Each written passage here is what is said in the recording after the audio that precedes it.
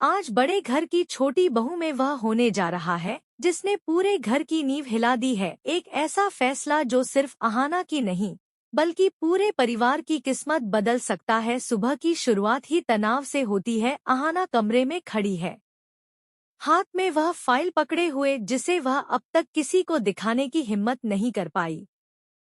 उसकी आंखों में डर नहीं बल्कि एक अजीब सा आत्मविश्वास है, जैसे उसने ठान लिया हो कि अब चाहे कुछ भी हो जाए वह पीछे नहीं हटेगी। उधर अर्जुन नीचे ड्राइंग रूम में बैठा है, उसकी बेचैनी साफ झलक रही है। उसे लग रहा है कि अहाना आज कुछ ऐसा कहने वाली है जो उसे सबके सामने बेनकाब कर देगा। वह बार बार घड़ी देखता है, मानो वक्त को रोक लेना चाहता हो। तभी दुर्गा देवी की एंट्री होती है। उनके चेहरे पर वही सख्ती है, लेकिन आंखों में आज एक अलग सा डर छुपा हुआ है। वह जानती है कि आज अगर अहाना ने सच बोल दिया तो घर की सारी बनाई हुई इज्जत मिट्टी में मिल सकती है। अहाना हॉल में आती है, पूरे घर में सन्नाटा छा जाता है। वह किसी को नहीं देखती, सीधा अपनी बात शुरू करती है। उसकी आवाज शांत है लेकिन हर शब्द में आग छुपी हुई है। वह कहती है कि अब और समझौते नहीं होंगे। उसने बहुत सह लिया, बहुत चुप रही, लेकिन अब नहीं। अर्जुन बीच में बोलने की कोशिश करता है लेकिन अहाना पहली बार उसे रोक देती है। यह वही अहाना है जो कभी सबके सामने सिर झुका लेती थी। आज उसकी आंखों में डर नहीं बल्कि सवाल है।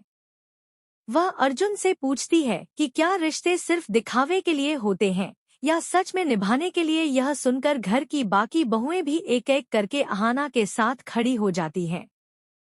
पहली बार इस घर में बहुओं की आवाज एक साथ उठती है।